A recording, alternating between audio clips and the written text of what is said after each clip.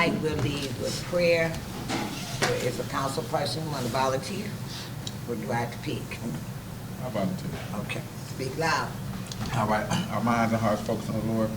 Heavenly Father, we thank you, Father God, for waking us up today, Father God. We ask you to bless this meeting, Father God, as we make decisions for our city, Father God, and for our communities, Father God. We hope that our hearts and minds is clear, Father God. Father God, we ask that if there's any division, Father God, that you get rid of it. Father God, we ask for unity. In Jesus' name we pray. Amen. Amen. Now we'll do the Pledge of Allegiance, and I'll lead it. Pledge allegiance to the flag of the United States of America and to the republic for which it stands, one nation, under God, indivisible, with liberty and justice for all.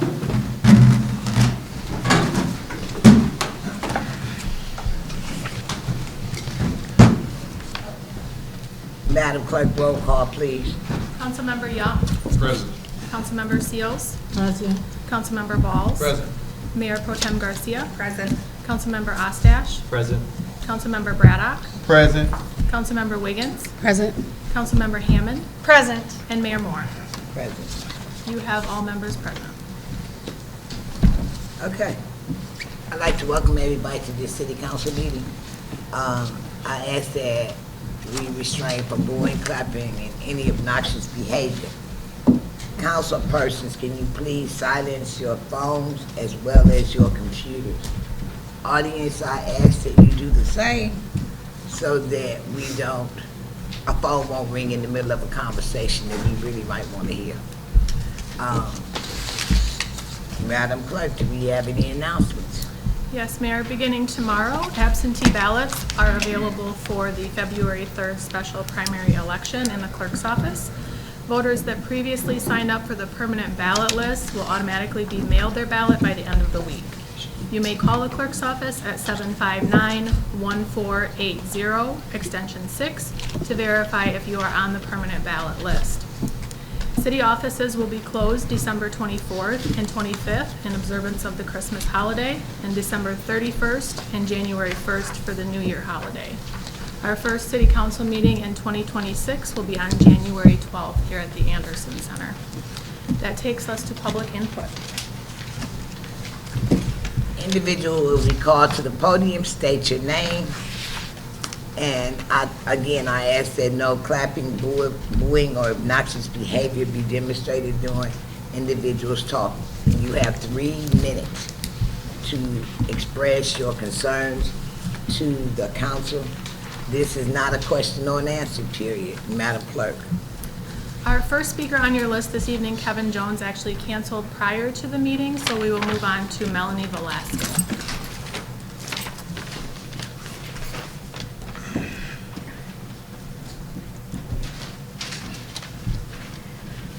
Hello, City Council. Hello. Very nice to see you all. Merry Christmas, everybody. My name is Melanie Velasco. My concerns I put on here is the city and the United States government. They care about us, okay? They really do. And the census will probably be coming around because we got to keep an account. There's my pads for my pain. I was in that. Okay, if they come around, make sure that everybody in the house is noted.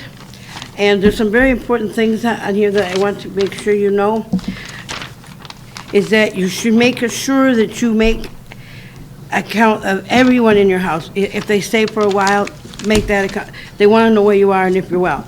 The second concern that I have is, this is flu and COVID's coming back, and I even got my shingle. So this is very important right now, because somebody might be carrying the germ and you might get it. So keep your hands clean and not all that touchy stuff, but important. And you have to remember that some immunization shots, vaccines, they have different side effects, but if you can get one of these pamphlets that'll explain everything about washing your hands and keep an eye on your children, they may get sick. Some don't get it like right away, but this is another thing you want to worry about right here in the back. Okay, it says the flu-like symptoms include fever, cough, sore throat, runny nose, stuffy nose, body aches, headaches, chills, and fatigue. Okay, but then this is very important here too. Some people also may have vomiting and diarrhea, and people may also be infected, one of the signs of being infected with the flu. And they also have respiratory systems without a fever. So that's something I highly keep track of.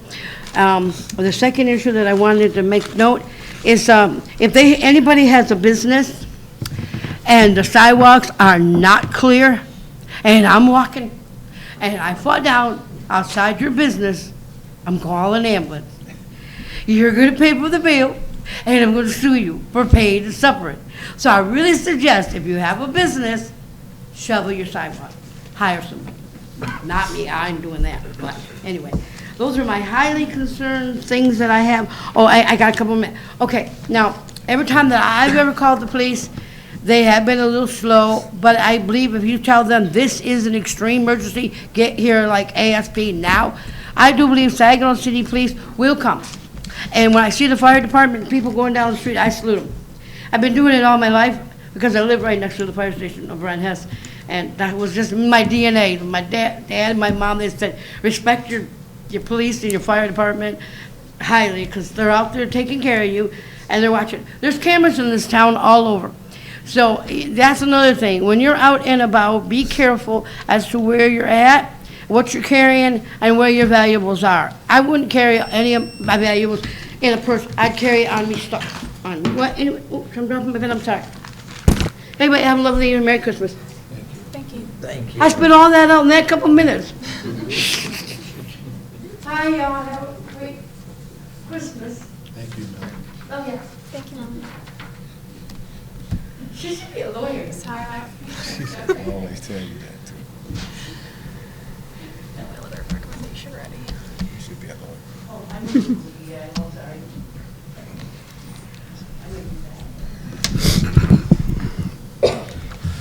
All right, greetings, council, city staff. Greetings to the audience here and at home. I come before you, council and city staff, with a couple concerns, or topics, really. Number one, the medical diamond. I've heard the recent changes. CMU made their announcements, and so with those changes, I think that we've come to a place that I think would be a blessing in disguise.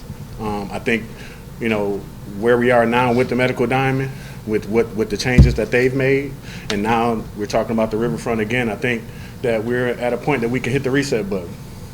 I'll continue to say, no matter how many times I come up here, the public piece of this will always be important. It's not a nuisance. And I hope that city staff and you guys by proxy take that into account. We have an opportunity now with the new medical diamond to bring the public comment into it, the community piece into it. We won't have any development without the public buy-in. It won't work.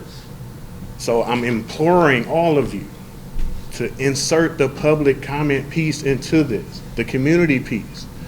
And to that point, Mr. Manager, we talked about this before. I know I met with you about it before.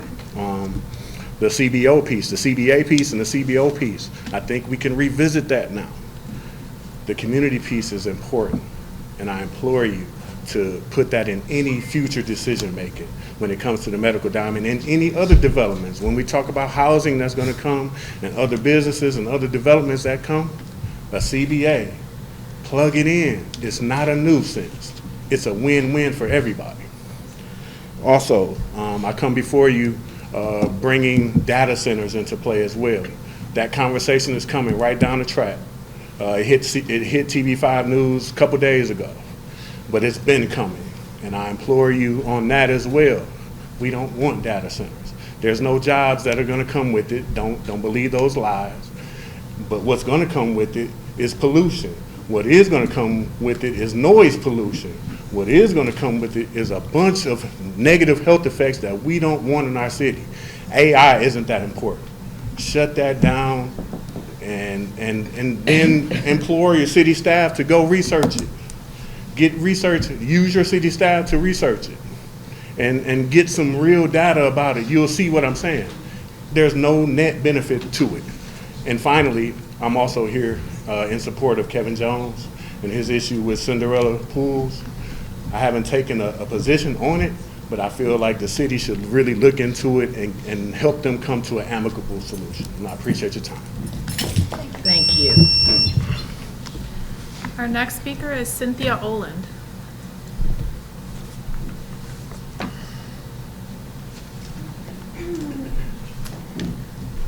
Hello, good evening, everyone. Thank you for allowing me the time to speak. My name is Cynthia Oland. My address is 3411 Pebble Creek Drive. I come before you tonight to present the possibility of new business within the city of Saginaw, and that would be hopefully allowing medical marijuana licensing at already existing recreational facilities.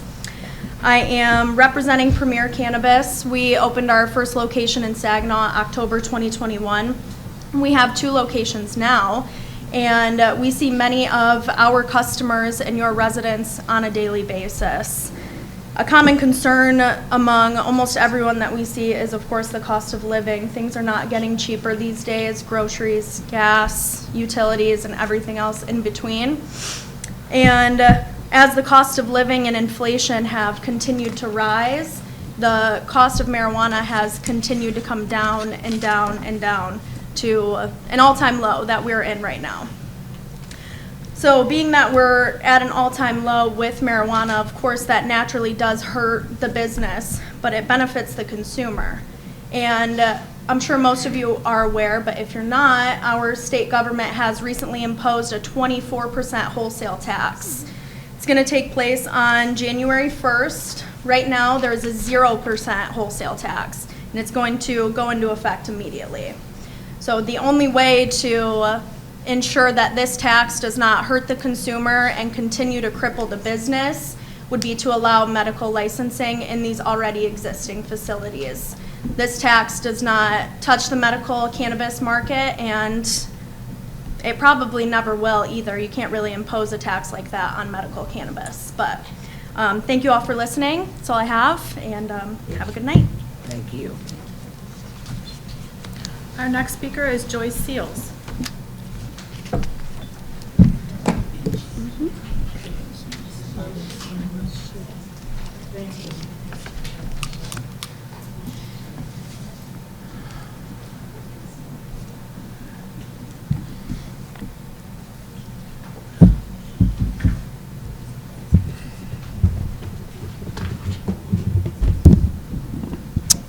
Good evening, Mayor, City Council, Mr. Manager, and staff.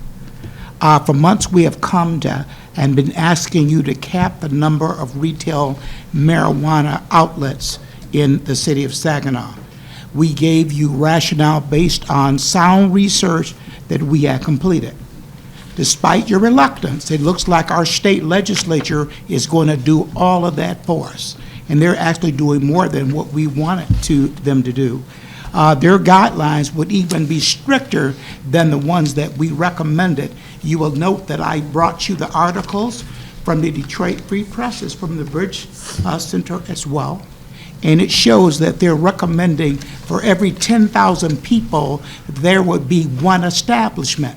Based on that, there will only be 4.5 of them in our community, and we have 12. And this is what we were saying to you, is that we have too many, and evidently our state is saying the same thing. One of the representatives from the Association of Marijuana Retailers agrees with this plan, and you'll see that documented in what I've given you. Unchecked authorizations of all of these places in the state put all of the businesses in jeopardy of not making any money. Remember, this was one of the recommendations and rationale we gave you for putting a cap to protect the other people who already have businesses open. Remember, this is about improving our quality of life for our community, to make our community attractive for new businesses and new families. So as you make decisions, please always consider that you are our representatives that we elected to represent the people of this community. We want, like as I said, make our businesses more attractive and so forth, and we want you to make those decisions for us. You should always consider the health and safety implications of your decisions. There is always a safety and health impact. So as you get the various recommendations come in, please consider those. Also, with that having been said, I want to remind you that we're working on some liquor issues as well in our city. I just wanted to put a request into the city council. When we have transferred liquor license applications coming into our community, they come into the clerk's office. The state liquor control could not tell us when we met with them what happens after it gets to the clerk's office. So can you figure out what happens to them, and then how are they made, are they ratified or okayed? Because he said that we don't have to accept them if they come in. Thank you. Thank you. Our final speaker is Salim Manan.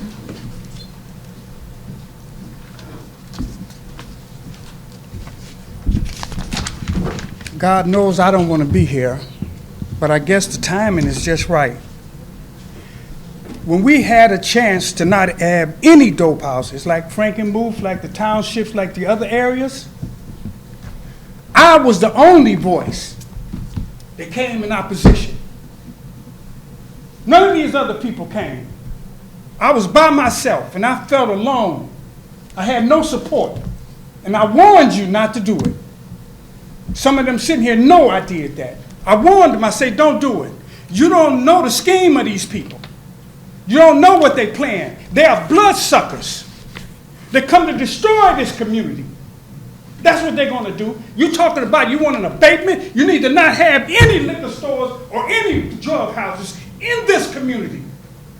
And if they are having a problem making a profit, then let the leadership of the owners come before this committee and tell them. Let them come here. But they smart. They're very smart. They send this lady out, and they know not to come out because they know what they're doing is wrong. I bet you their children don't smoke this stuff, and they don't live in this community, and they don't drink the alcohol, and it's hard for you to find out who owns these liquor stores.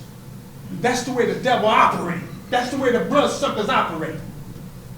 Now, I fought this, and I'm not giving up yet, and I'm not going to support an abatement.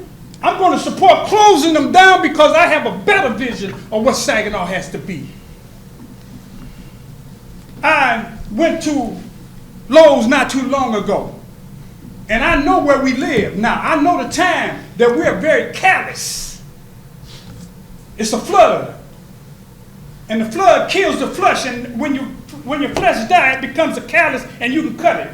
The people are so callous and not caring. They say political leaders, I was reading Will Rogers, he said, political leaders are more concerned with the next election than they are with the next generation.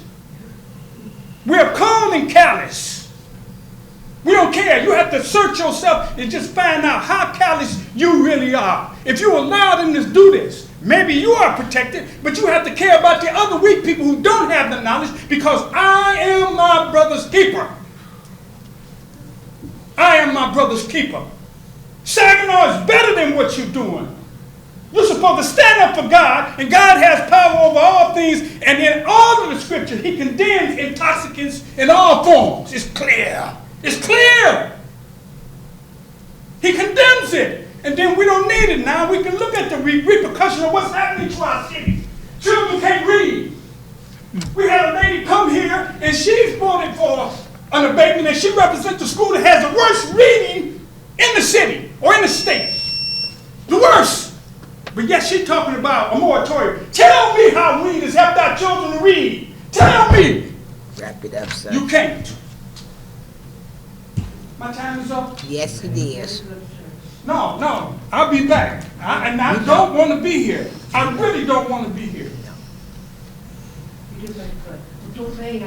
No, they need to care. I have to do that. Mayor, that takes us to remarks They of need to council. care.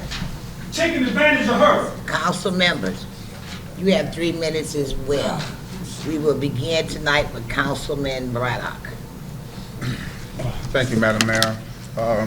First, I appreciate the comments, the advocacy from the people of our city.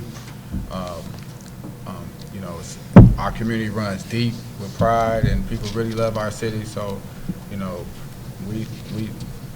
we're willing to stand by. I know I'm willing to stand by our public, the people, our citizens in our community, for stand up for what's right and make Saginaw a better place. So I appreciate y'all coming out and expressing yourselves.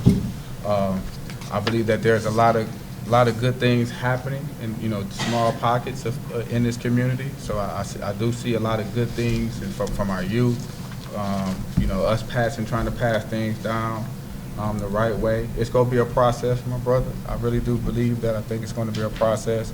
And as we continue to move forward, moving Saginaw forward, a lot of things changing, not just affecting Saginaw, but affecting cities all across the country. And so I believe that as far as our city, we can stand alone and make some changes within our city to make our city better for the next You better generation. talk louder, they can hear in the back. Okay. Also, too, Thank you. first, I would like to say happy holidays. I thank everybody for the Christmas cards that's up here. Melanie, thank you for the Christmas cards. Also, like I said, the youth mentoring a group of young men from Saginaw Covenant Academy recently, and they have a student-led event December 19th at Gideon's Gym. It's called Guns Down, Hands Up.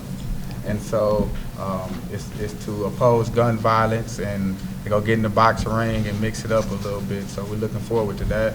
We're going to have guest speaker Robert Sims. So y'all, welcome to come December 19th from 4 to 6. So I encourage y'all to come and check it out. But other than that, though, I'd just like to say appreciate everybody here, and appreciate the efforts of everybody that's putting forth. We had a meeting earlier today with the youth. I'll let y'all talk about that a little bit more as well, but my time is up. But yeah, that's all I have, Mayor. Thank you. Next, we have Councilwoman Wiggins. Thank you, Mayor. Thank you to all the speakers and everyone that's here tonight and watching online. Appreciate your input. We are here for you, so we're here to listen to your wants and needs for this community, so I appreciate you taking the time. As Councilman Braddock mentioned, we did mention or meet with the Saginaw Youth Council just earlier today, and it was exciting. I appreciate the city staff who helped put all of that together, as well as the fellow council people that were able to come today. It was a great participation, a great group of young people. Looking forward to working with them and being assigned one of the youth to work with and mentor. So it's going to be a good time just educating them about how city council works, as well as other branches of local government and how they can be involved. So it was a good time. As was mentioned, be aware of your surroundings, and COVID and flu and all of that. It is on the increase. A lot of people that I know, I've been fortunate, if I had wood, I'd knock on it, but fortunate and blessed not to experience the colds and the flus and the COVID that's been going around. But just be aware and take care of yourselves and check on people that might be a little vulnerable. The data centers were also brought up. Everybody wants to benefit from the features of uploading things to the cloud and getting information quickly and being able to use chat like GPT or something like that, but nobody wants it in their backyard. So that's a line we're all gonna have to navigate very, very quickly here. And we're looking forward to getting more information about how to protect our resources. That's very, very important. And, to say it's not going to be here and completely surrounding us, that's a difficult line to toe. So definitely need more information on that. But yeah, that's all I have. Thank you, Mayor. Thank you. Next, we have Councilwoman Hammond. Thank you, I appreciate it. First, I wanted to notify the community as a reminder, we have a very important opportunity for public input coming up in this building happening on Wednesday, December 17th, so that's this Wednesday. There's an open house happening at 6 p.m. here at the Anderson Center, and this is for our 5-year consolidated plan. In layman's terms, what that means is the money that we get from HUD every year in community development block grants, we distribute that amongst a lot of nonprofits and a lot of different initiatives in the city. Once every 5 years, the city is required to do a bunch of data collection and also determine how that money is going to be spent from a strategic 5-year perspective. So it involves a massive study into housing and homelessness. So if those are concerns that you have and issues that you care about, this week, Wednesday, December 17th, please come and have your voice heard. It's an open house, so there's a lot of opportunity. It's also part of the required public participation of this plan. So that means that your comments have to be incorporated, they have to be, recorded. So it's a very important piece of what we do here in the city is administering those federal funds. Speaking of federal funds, because I had mentioned this at a previous council meeting, I wanted to give an update because it, again, has to do with money distributed here in our communities. Federal HUD funds that are usually distributed for permanent supportive housing projects, as I warned, those programs, the guidance issued for the new grant funding were severely limiting to our homeless assistance providers in those networks that provide permanent supportive housing. I'm happy to say that those particular regulations for that grant administration were reversed at the congressional level. However, they are still under the encumbrance of filling out grants that now, instead of this limited guidance, now there's no guidance. So we're all still waiting in the wings. It's a chaotic process. So if you were invested, if you're involved, if you're interested in housing and tackling homelessness, please keep up to date on that issue. And that's something that affects all of us, but of course is decided in the halls of Congress. Thank you so much to our speakers today for bringing up some information. I know that particularly with the new regulation around marijuana retailers, I'm sure that our city manager will touch on this because some of those impositions have to do a lot with our financial situation here in the city and revenue sharing as well. I think it's time we have to hit the books again with some of these lawsuits that are happening with the new regulations and make ourselves aware of what we can do as a city council to move forward in the best interest of the public when the standards are changing at the state level. So I'm very interested to see how this all plays out. Also with data centers later this meeting, I will be bringing that up as a discussion point. Thank you. Thank you. Next we have Councilman Young, I'm sorry. Thank you, Mayor. Thank you, everyone, this evening for coming out. And I want to first speak on the two speakers that spoke about the marijuana facilities and the liquor stores. When Ms. Seals first spoke and mentioned the marijuana facilities, I was the one that added that, liquor stores cause a lot of problem in our community too. That's usually where the blight and the crime and everything starts. And I reached out to staff and got some information about the number that we're over for our population size. So I am interested in any remedies we have for bringing that number down. I know we can't close places down, but we can allow new ones from opening, and then, if there's a way that we can lower that count and get it more compliant with our community. So I am interested in that. Also, I hosted a local developers meeting just this past Saturday, and I want to thank staff for really supporting that, and it was a great turnout. We had the Housing Commission there, the Inspections Department, had dozens of landlords in there.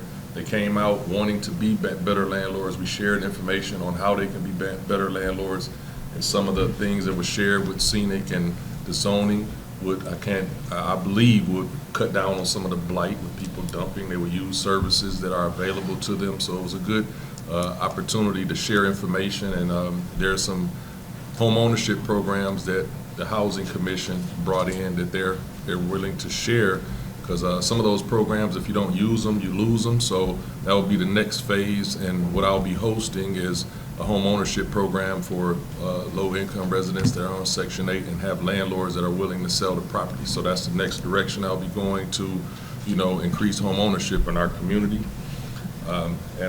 Also, since our last meeting, I did a couple more tours. I've toured the wastewater treatment facility, and that was an awesome experience to see how they protect our community. Those are some of the, I want to put it, those are some of the thankless jobs that we take for granted in our community. the wastewater treatment facility. I listened to their expertise, how they've been managing with the resources that they have, their needs, and also the advancements that are doing to continue to protect us. So nobody really thanks them, but I personally want to thank them, and I've went through that facility. The same with the IT department. You know, the IT, you know, when you send your bills and you have your personal information, and they have fiber optic lines where they share the data to protect you. And, you know, they were explaining to me how many times they tried to hack. It's a lot of agencies that try to hack to steal your information, and they protect you. So that's another thankless job that they do, and they're professionals. So I just wanted to share that with everyone. Thank you. Thank you. Next, we have Councilwoman Seals. Thank you, Madam Mayor. Just want to say happy holidays to everyone. Have fun and stay safe this holiday. And most of all, just be the hope, be the bright star, and be the change agent you want to be, and you want to be seen in this community this year. And that's the positive message I want to send out to Saginaw and the surrounding community. That's it, Madam Mayor. Thank you. Next, we have Councilman Ball. Thank you, Madam Mayor.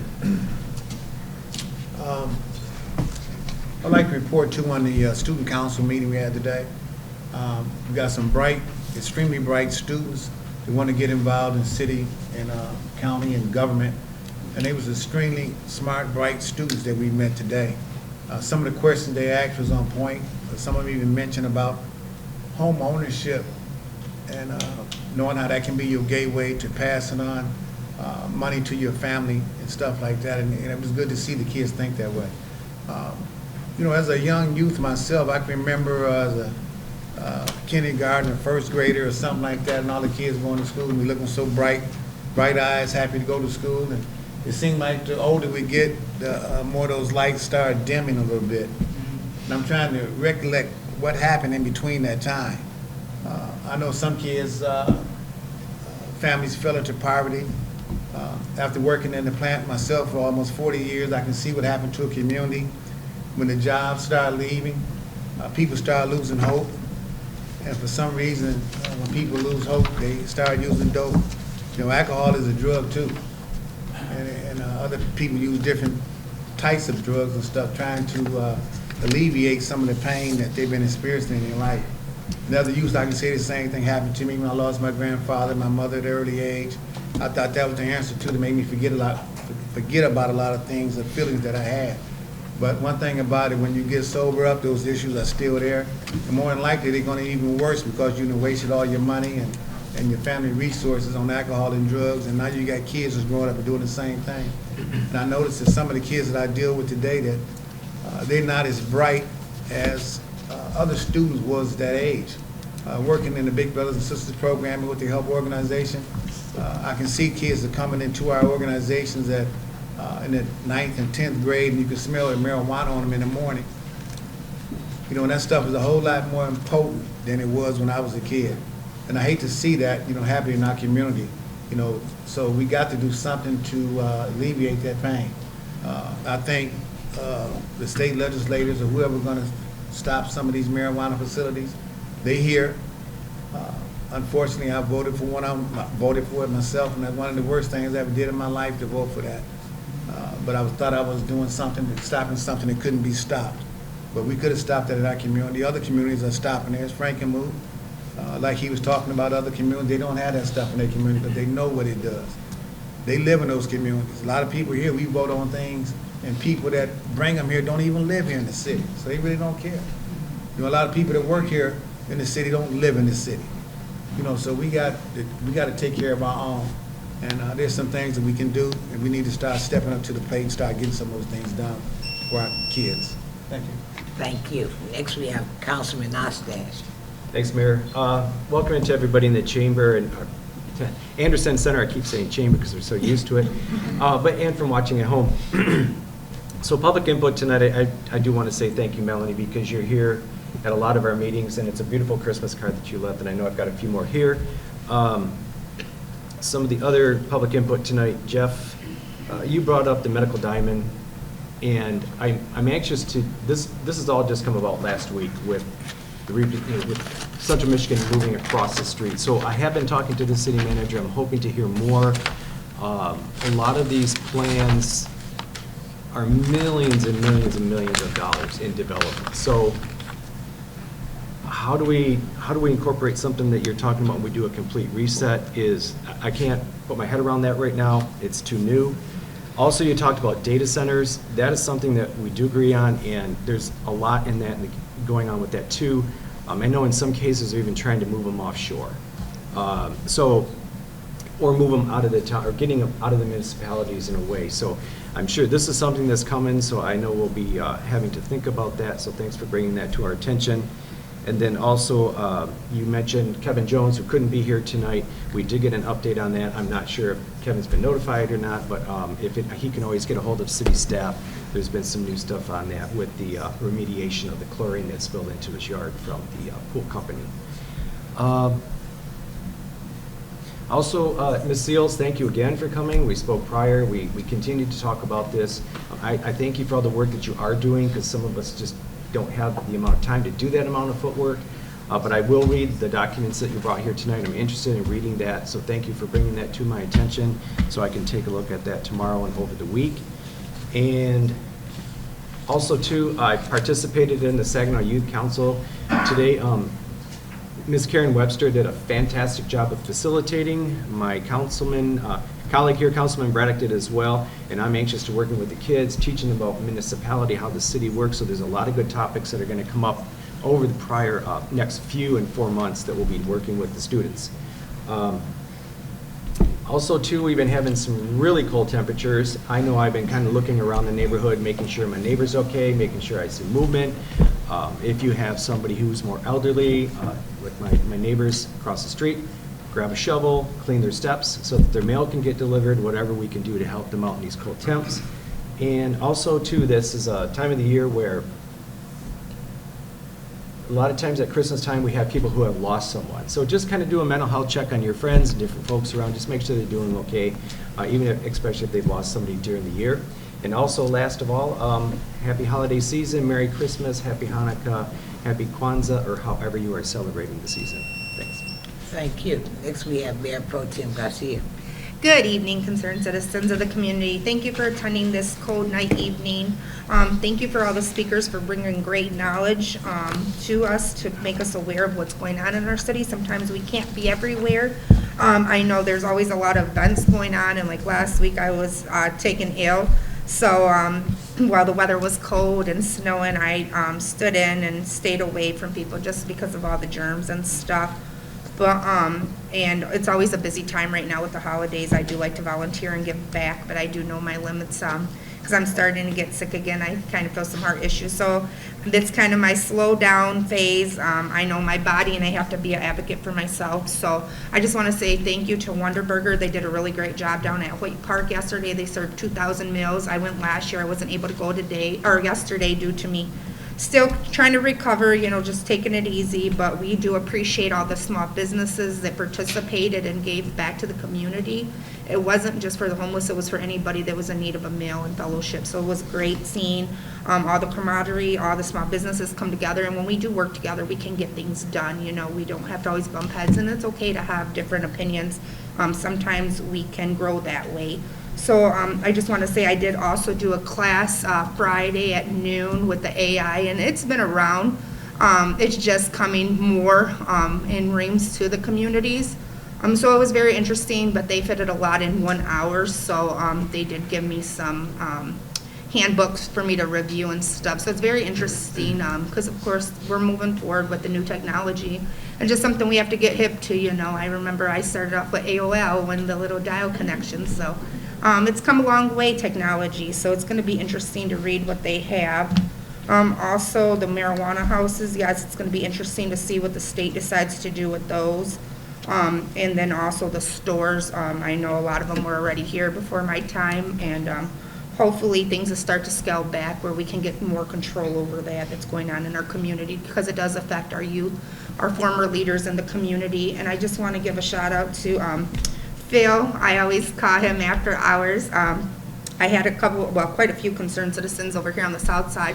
There had been some abandoned vehicles in the area, and I didn't call 911 because I didn't feel like it was an emergency, but I did contact the non-emergency services, and they were really great with getting the abandoned vehicles out of the way because they were a hazard, and especially at night, sometimes people can't see, or kids. My main concern was the kids getting in the vehicles with the doors open. So I just want to say thank you, Phil, for always being available when I need you, and leading me where I need to go. So I might not be live on the trenches like I used to be, but behind the scenes I'm still doing a lot for my community because it's important to me to make sure that things are getting taken care of. So we do see and hear, sometimes we don't respond right away, but we do, we know, like with the medical diamond and stuff. So thank you for bringing that up. That's all I have. Thank you. Good evening. Again, happy holidays. Jesus is the reason for the season. I'm going to say that again. Jesus is the reason for the season. This holiday weekend, this next 30 days or 45 days, however you want to call it, my plans are to focus in on that I can do, and that I can't do, I can't worry about. This, over the last couple of weeks, I've been spending more time with the elderly. And a lot of the elderly right now don't have anybody. So some of these nursing homes, some of these centers, if you do nothing else, go in, if you can, read some books. Just go in and have a cup of coffee with them. It's horrible to think that, the young man said it earlier, I am my brother's keeper. And you are too. So when I heard, you heard, but it might be in a different way. I've got a toy giveaway coming up. We've been doing it for the past 5 years. It's just amazing how people get angry because you can't service everybody. The one thing I've learned about being in this seat and all of the other seats is I'm a servant. I'm not gonna get everything right, and I'm not bewitched. I can't twinkle and be everywhere you want me to be. However, if you let me know, last time I checked, I do my best to try to rectify stuff. But it's okay, because I got tough skin. I got tough skin. I say it all the time. Sometimes I get mad at myself for trusting. My speakers, I'm glad when you come and talk. Because afterwards, if you're around, I really want to talk to you. Because there's a lot of misinformation that's being out there. I call it study. Study to show myself approved. I'm not going by what you tell me, because everybody don't always tell me the truth when they call me. So, this holiday season, make it your business to help somebody. If you can spend time helping somebody, you stay out of other folks' business. Thank you very much, Madam Clerk. That takes us to reports from the manager. Yes, sir. Thank you, Madam Mayor. We have a presentation this evening and a few items before that. I will first say that Councilwoman Hammond has been corresponding and discussing data centers with me, and we've been passing that information along to our planning staff and our city attorney. We do plan to meet more about that in the coming weeks, and I agree that it's something we need to prepare for. I think if you look at a lot of the stories, and even TV5 did mention that there are potential sites that site selectors are looking at in our region.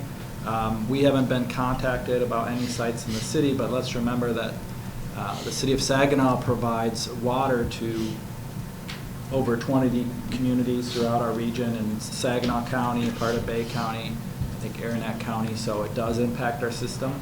We talked about this at the Saginaw Midland Water Supply Corporation, which is a corporation that's owned by 51% Saginaw, 49% City of Midland. So we talked about that in case they're approached as well. So it is imperative that we do prepare for that and start thinking about it. Also, the impact that it has on the electrical service grid and potential for expansion of other businesses. We know that one of our region's current businesses is Hemlock Semiconductor is a big user of electricity. So if something else came in, could that impact any of their potential expansion and jobs that they have, their job expansion there? So definitely something to watch. Changes in marijuana legislation, I will say I'll compliment our city attorney. She's very up on changes in legislation, and she watches all the lawsuits, so I know she's watching these items. So if you have any questions specific about marijuana legislation or some of the taxes that have been going to court, please feel free to contact the city attorney. Other items we have rescheduled the citywide meeting that was originally scheduled last week and canceled due to inclement weather. That's going to be January 14th at the water plant still. So same topic, please join us to hear an update on the water tower project and learn more about the past, present, and future of the water treatment plant. And we also have coming up this week, residents are encouraged to attend the Neighborhood Association Action Group meeting on Tuesday, December 16th at noon at the Saginaw YMCA at 1915 Fordney Street, right down the street here, to hear updates from public safety inspections and other city departments. And as Councilwoman Hammond mentioned earlier as well, citizens are invited to attend the upcoming open house event Wednesday, December 17th, 6 p.m. here at the Anderson Enrichment Center to provide feedback and input as we update the city's 5-year consolidated plan. And the 6 p.m. meeting is open to all residents. City's 5-year consolidated plan is comprehensive strategy, as mentioned, that impacts the HUD funding. We did get an update too recently about the City Hall construction. So the most recent schedule for City Hall second floor reflects a target completion date of April, so that's good news. The construction team anticipates a faster pace of work due to experience gained during the earlier phases of the project, and once they complete the second floor, then they'll move on to the elevator upgrades, which I know a lot of people are looking forward to that as well. And then leading into our current audit report, the City of Saginaw has once again received the Government Finance Officers Association Certificate of Achievement for Excellence in Financial Reporting for its comprehensive annual financial report, a CAFR, for which fiscal year ending June 30th, 2024. This marks the 16th consecutive year the city has received this recognition. The Certificate of Achievement is the highest form of recognition in governmental accounting and financial reporting. It reflects a commitment to transparency, accuracy, and full disclosure, and the CAFR was judged by an independent panel to meet the program's rigorous standards. Financial statement audits are designed to provide users with the assurance of reliability. They must inspire confidence by providing trusted information concerning financial statements and the financial position of a local government. The Department of Fiscal Services continues to demonstrate excellence in financial stewardship, and staff are to be commended for their dedication and professionalism and for maintaining this high standard for public trust. So, Lori, congratulations. Good job. And I know Jamie was ready to get up, but I do want to say that we have come a long way. Going back to 2007, the city of Saginaw was 6 months, 8 months behind on audits. There were bank reconciliations that were 6 months behind. What led to that was high turnover in the accounting staff and the inability to attract and retain staffing, which is on our agenda tonight, our contract with Plant Moran. They helped clean up that department and kept it running. And I think Jamie mentioned from Yo & Yo, our audit firm, that I think this year was the fastest that we've ever had a draft. So it's come a long way, and we hope to maintain that. I know Lori and her staff are working on keeping that up. So with that, I'll invite Jamie to the podium. Good evening, and thank you for having me here tonight. My name is Jamie Rivette. I'm the audit partner with Yo and Yo CPAs, and I'm going to cover the highlights from your audit. And as the city manager mentioned, this was the fastest year. I think it was the middle of November. We pretty much had everything wrapped up and then provided drafts. And then what happens is we give that to the City of Saginaw team, and they work with Plant Moran, and there's a lot of back and forth on just making sure we have all of our I's dotted and T's crossed and verifying numbers. And then we met as a team middle of last week just to make sure we were all on the same page, and we got everything finalized and submitted to the state of Michigan. So tonight I'm just going to go over the highlights from the audit. Okay, this did work earlier.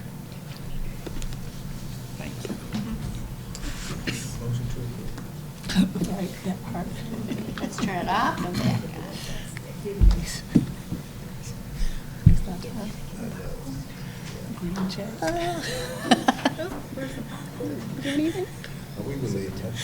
You can maybe give the remote to Phil and just Maybe. tell him every time you need to change it. Sure, I'm not sure. It worked.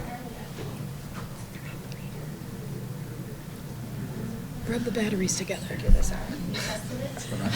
Do you all have a copy of it? Yes. Up there. Of the presentation? Yeah, we do. Okay. Got it this time. Don't think I got that. Oh, in the council pack, okay. Okay, I'll go ahead and get started while they're trying to figure that out. So you're not here really late tonight. So the first slide that I have talks about the audit opinion. That's really what I'm here for. So you have to have an independent annual audit done every year, and it's really management's responsibility for the preparation and fair presentation of that financial information. And then what happens is my team and I come in and we audit that information, and then we issue you an opinion on it. And the city was issued an unmodified opinion, which is the highest level of assurance. It means there's no material modifications that need to be made to those financial statements. And as the city manager mentioned, you did receive the highest award of financial reporting, so congratulations to the team on that. Can we go to the next slide? That's your general fund revenue. So for this year, for general fund, that total amount was a little over 50 million. And a couple areas there that I'll point out is the first one being the income taxes. So the city income taxes makes up about 34% of the total general fund revenue, and that was up over last year about 650,000. Wow. Oh, okay. Thank you. And then we have intergovernmental, so that is the gray area up at the top. And I just wanted to point that out, that this is down about 18 million compared to last year. And that's because last year was a unique year where you received a very large pension grant. It was about 22.6 million, and this year you received about 4 million of that. So that makes up the difference as to why the significant decrease there. That has the exact corresponding expenditure as well, so the net effect on the fund is actually zero. So I do want to point that out. And then you had property taxes in there about 9%. So the bar chart here then is just given a picture of where the general fund revenue, kind of where it's been over since 2019, we've been charting it. And you can see we had a significant increase from 23 to 24, and again, that's because of that large pension grant. And now it dipped back down. And really, the majority of that difference there is all related to that revenue from the pension grant. It's about an $18 million difference when you compare the 22 million to the 4 million that you received this year. Now, on the expenditure side, the total general fund expenditures was a little over 50 million. And the largest section here you can see from here is the green part of the pie chart, which is the public safety. And that's about 30 million or 59% of the total. And that's made up of both fire and police. So fire is about 10.8 million of that, with police making up about 19.3 million. And then we have general services, the red part of the pie chart. We do follow state chart of accounts. They really tell us what functions and departments we need to include in that. So that combines building and grounds, engineering, cemetery, parks and recs. So there's a lot of items that are included in that section. And then I have a similar bar chart here too, where it is showing again a significant increase because of the opposite side of that revenue is the expenditure related for that pension, with a decrease for this year from 67 million down to 50 million. We also had a decrease in the transfers out that went out of the general fund this year. Last year, there was a significant transfer out to the capital improvement fund, and we did not have that this year. Now, the next two slides are on your water and sewer funds. So those funds are a little bit different. Those are proprietary funds or enterprise funds. They have charges for services. So here we track really what the cash inflows and cash outflows are for the year. And a quick comparison to last year. So 24 to 25, the blue part of that bar is your cash inflows, and that did decrease about 1.5 million this year. That also had some of the effects from the pension grant played into that change. We had an increase in user charges over last year, about 1.9 million. And then we had some interfunds. So we had other funds we had loaned money to previously. We received that money this year, so that did increase as well. And then we had a decrease, or the cash outflows decreased slightly. You can see the red part of that chart is pretty flat year over year from 24 to 25. So for the water fund, similar change here. We had an increase in your cash inflow. This one is a little bit more significant for your cash inflows for revenue is because you did get a federal grant, about 10 million for the Eagle grant this year for your water fund. And then we had a decrease in the state grants. The offset to that for your cash outflows, that increased too because of the capital and construction related to the Eagle grant, and then the change as well in your pension grant. I also have a slide for your retirement and then the retiree health care. At the bottom, the contributions to the plan for your retiree health care was about 7.1 million, with pension being about 20.6 million. Those were contributions into the plan. And then we had payments out of the plan for retiree health care was about 6.8 million for the year, and then pension a little over 30 million. And then in addition to auditing the financial statements, we also are required to gain an understanding of the internal controls over the city. There was one adjustment this year that actually Plant Moran found when they were doing their reconciliations of the capital grants and the capital assets related to that, is that there were some funds that were paid for in the fund, and then on the government-wide statements where we put all of the capital assets, some of it was missed because there were so many projects going on last year, and some of it was in engineering fees, and so that was corrected this year. So we did have a prior period adjustment that was noted in the financial statements.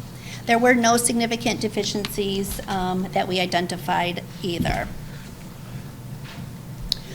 Now, in relation to the federal grants, this is part of the audit where, because you do receive and spend more than $750,000 in federal grants, we have to do what we call is a single audit, and is based on the various grants, and we have to go through a whole calculation to make sure we have enough coverage. And this year we audited 3 major programs, and they are listed there. We had the Community Development Block Grant, the EDC Initiative Special Project, and then also some of the ARPA funds too are still being spent. So we did audit those 3 funds, and each of them come with their own specific compliance supplement and guideline, and it's very yes or no. There's no gray area. So the fact that we didn't have any findings on any of those 3 programs is a good job done for your team, making sure they had everything that was required for each of those specific grants. They're all different and require different things. I know you had mentioned about the citizens participation meeting too, which I'm like, yes, that's great, because we check that every few years to make sure that that has been done as well. So they are very specific, but a great job to the team on having everything completed timely. And that really brings me to my final slide. Just wanted to say thank you to Tim, Yolanda, Lori, and their teams. It is a lot of collaboration and back and forth. We're on site a couple of weeks. I know at the construction we were, in one spot, and then we work in our office a little bit, and we come back. So I just really appreciate them putting this as an important part of their duties and working together to get the audit done and completed timely. Are there any questions that I could answer for you? Yes, Councilwoman. Hi.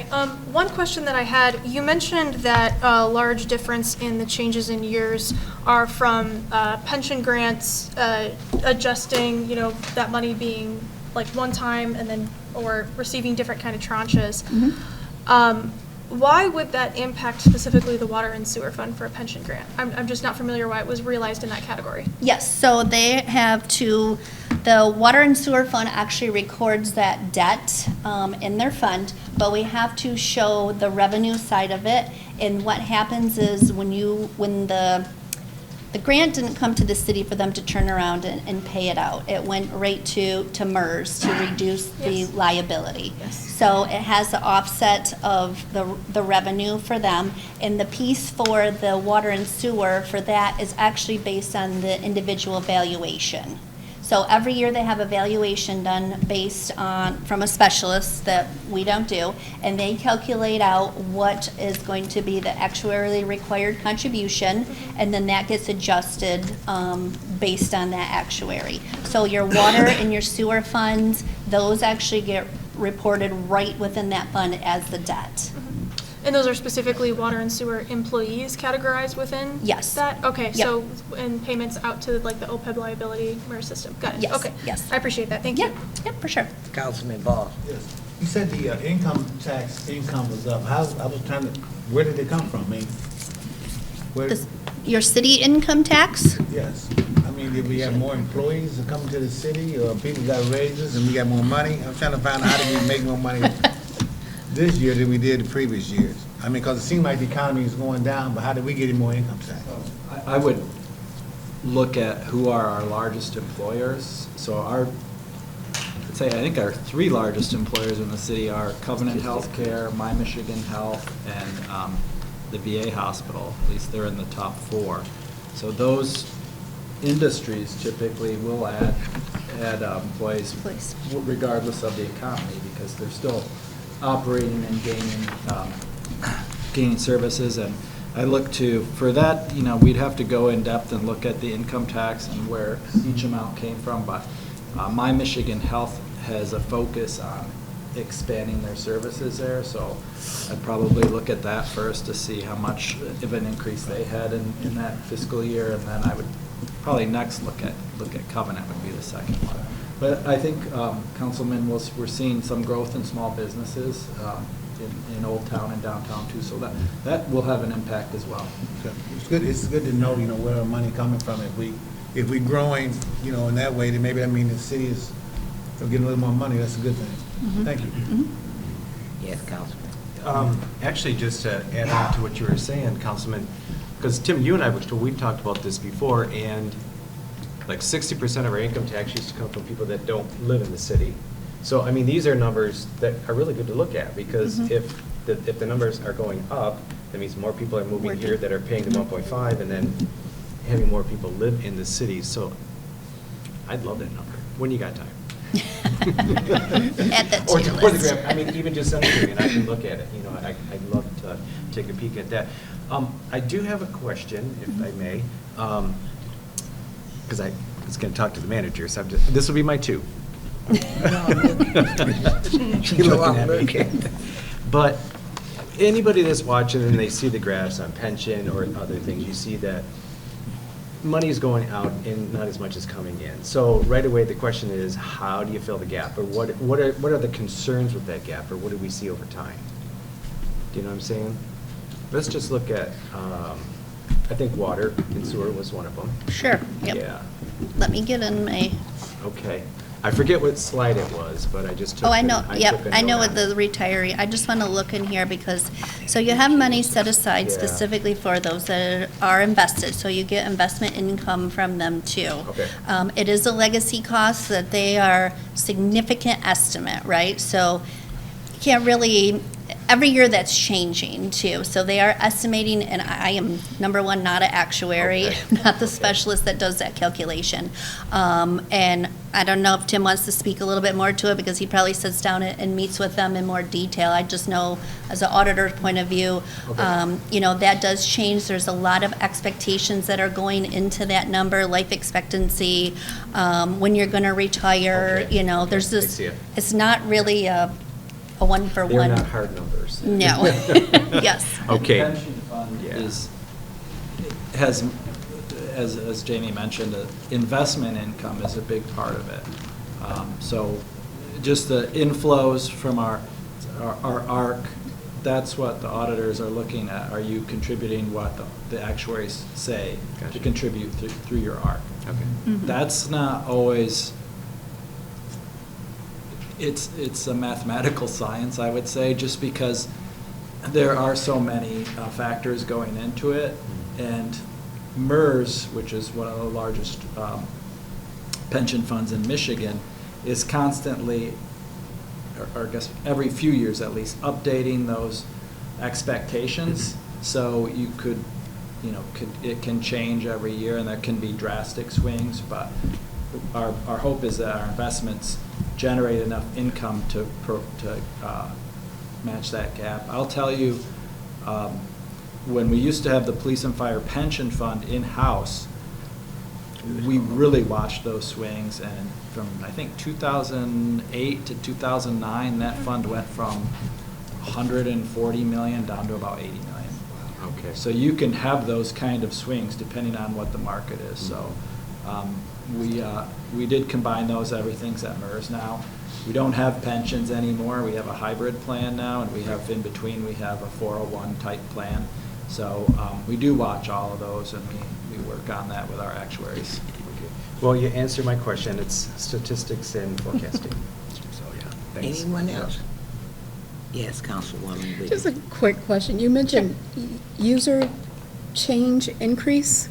User fees? Yes, what is that? Those are just for the water and sewer rate charges. Okay. Yep, so there were some changes in effect for the year that we audited then, so that does just automatically would increase the revenue for those.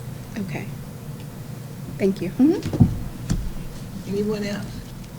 Ms. Jamie, as always, pleasure.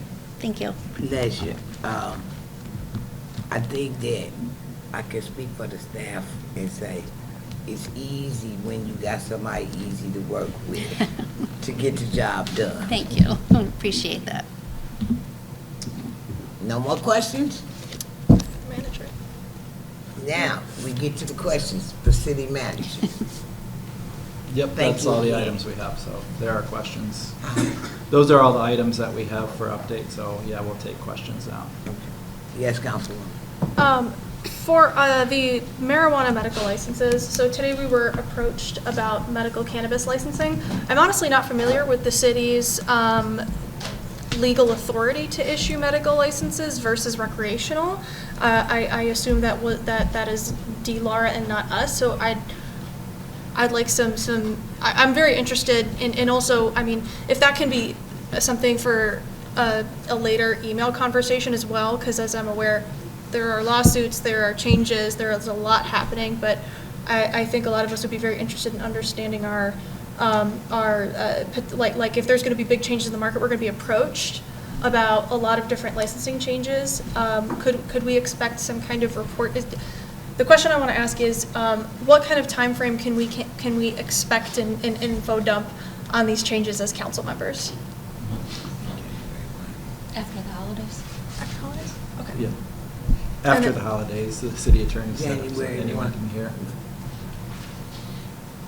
Second You want to question. get your two in? Thank you. So my second question is, who is responsible for plowing the sidewalks of the bridges, specifically on Jefferson and Genesee? Do you do that, Phil? City, we file, our streets department files the bridges for, you talking about our vehicle bridges? Correct. Yeah. Okay. I mean the sidewalks going over those bridges. Okay. I ask because when I was traveling over those bridges, we had a big snowstorm, like middle of the week, beginning of the week. Those sidewalks were unplowed for quite some time. I don't know if they were just plowed over by the by the road plows, and then they weren't gotten to, but it was a very dangerous situation. There were students trying to walk to school who were walking in the road on the bridges, and that line of sight's very bad over that bridge. So I'd request that we check out that schedule and be very aware that that's something that is being used very often. And again, I don't know the cause. Maybe it was shoveled and then got plowed over, but it was not a safe situation when I was traveling around there, and what I was seeing on Thursday and Friday in particular. Thank you. Any questions over this? I just had a comment. Go Yeah. ahead. Oh, you want me to go? Excuse Okay. me. Oh, sorry. I just had a question, and I didn't know if I hear because I was multitasking, but I know for the Wednesday thing, there was a news release, and I don't know if you had mentioned it, and I think you did, but I'm not really quite sure. But for Wednesday, for the 5-year consolidated plan at 6 o'clock, it states that there will be a dinner provided, and then the first 100 eligible households in attendance will get a free air purifier from Consumers Energy. Yes, that's true. Okay. I just didn't know if you had mentioned it or not, and I'm just all about marketing, and maybe it'll be able to get some people in, so. Yeah. Oh, that's all I wanted to see. Thank you. Now, Councilman Oster. Thanks, Mayor. My question goes back to, we've been discussing the medical marijuana and recreational, because I haven't really kept up on the medical side since we did rec.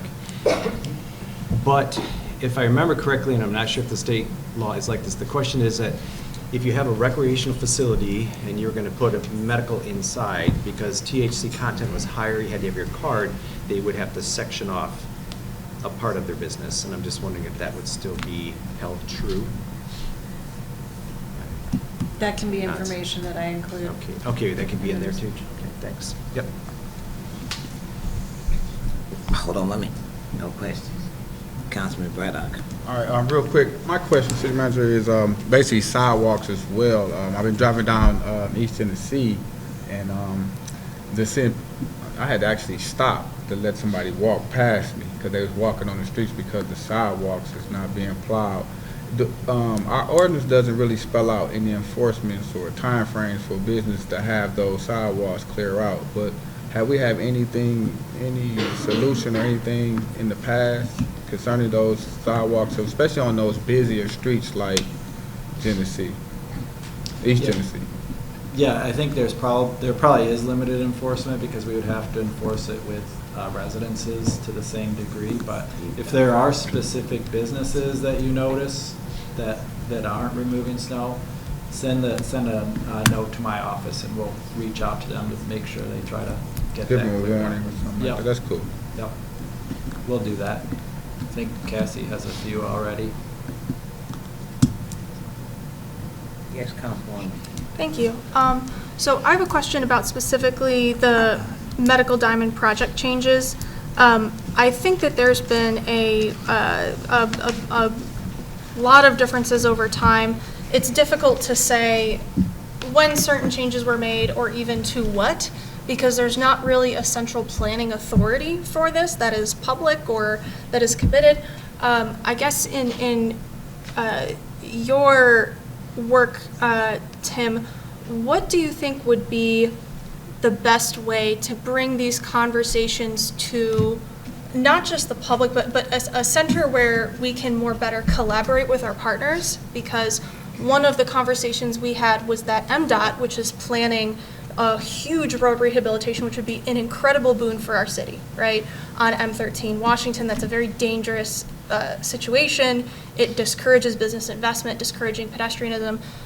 That project is I don't want to say on hold, but it's not progressing at a pace I would like to see, particularly because now we have institutions going across the river. That creates a lot of, and MDOT's looking for information, and we're looking for information. So I guess my question would be, from your perspective, what, as a city, is there anything we can do better to bring, partners into a situation where, like, we're getting more accurate information? Is there a better way we can be having these conversations with the partners that are looking at investing in our downtown? Yeah, I think we're at a point where we are getting more information. Before there were a lot of ideas, but we didn't have a lot of concrete information or data to work with. But I don't know if you have kind of a central planning group, if that's the best way to do it. I think it's now probably a time where we break out with a CMU and the city, and with SVSU and the city, and Great Lakes Bay Health, and whoever other private developers are, just to make sure we're getting all that information. We've started to do that work, especially as organizations are becoming more serious. CMU has probably 90% of their funding that fundraise to do their building right now.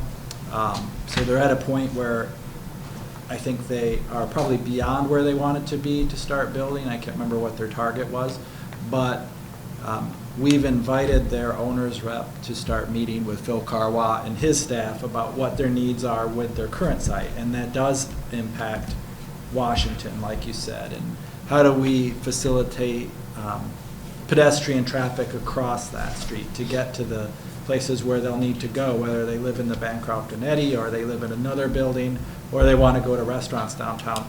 And I think that's information MDOT will look for, and I think we're at a point where we can work through CMU and Phil's office and get data about, well, there will be X number of students on this site, which we're probably looking at a few hundred, because we'll still have the site on Covenant campus as well. So we'll know how many faculty, I think they're planning on how much faculty we'll have at that site. So that'll give us some traffic numbers and potential pedestrian numbers as we work with Saginaw Valley State, the same thing. But I think having those smaller work groups will give us that data. And it will be very helpful to us, you're right, as we move forward, because a lot of the grants that we're applying for want to know how many new employees there will be, or how many students there will be. So this information that we're starting to get will be very beneficial. So I think those work groups will be the best way. And as we progress, I think there's probably other opportunities where it might be a good idea for council to have some letter drafted that reaches out to CMU board and SVSU's board and offers to partner and work with some of the transportation needs, if it's STARS or whatever it happens to be, and pedestrian. And we do have kind of a track record going back. When the Bancroft and Eddy were redeveloped, that came from a state RFP project. The state owned those buildings. They put an RFP out. An RFP was won by a developer from Cleveland, I believe is where they were from.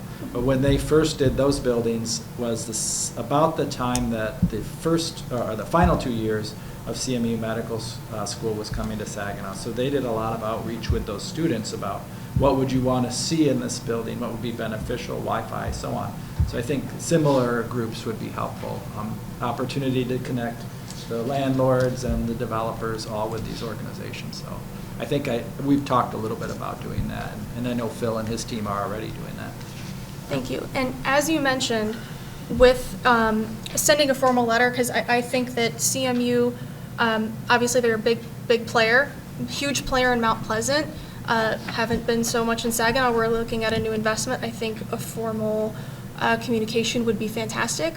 What do you need from council in order to start that outreach? Yep. If there's a feeling of consent, my office can draft a letter from a city manager and council making that offer to partner and help them with transportation, study, and things like that. If there's I don't think there would be any objection from any council member that we proceed with that. Okay. Should we take a vote on it? CMU Not right has now. been a big player in Saginaw. You can do it miscellaneous. Yeah, under miscellaneous. If you want to take a vote. Okay. If you just want me to proceed, I think it's beneficial.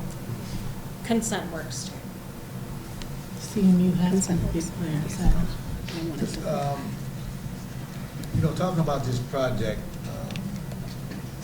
Medical Diamond and Shaheen Development, if I'm not mistaken, when we gave Shaheen Development $5 million of the ARPA money.